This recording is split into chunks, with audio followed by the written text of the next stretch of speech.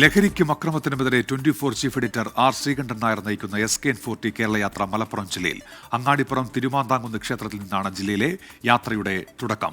ലഹരിക്കെതിരായ പോരാട്ടത്തിൽ നൂറുകണക്കിന് ആളുകൾ ഒത്തുചേരും.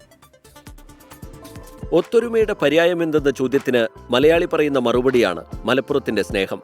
സർവ്വതും നശിപ്പിക്കുന്ന ലഹരിയെന്ന മഹാവിപത്തിന് കടിഞ്ഞാണിടാൻ SKN നടത്തുന്ന യാത്ര ഇന്നു മുതൽ 3 ദിനരാത്രങ്ങൾ മലപ്പുറം ജില്ലയിലാണ്. പൂരമഹോത്സവം നടക്കുന്ന തിരുമാന്താംകുന്ന് ക്ഷേത്രത്തിൽ നിന്നാണ് തുടക്കം.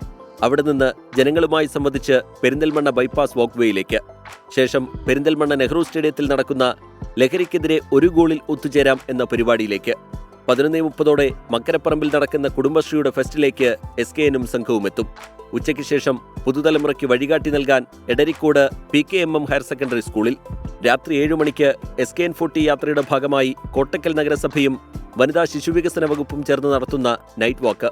നൂറുകണക്കിന് വനിതകൾ ലഹരിക്കെതിരെ മാതൃശക്തി തീർക്കും.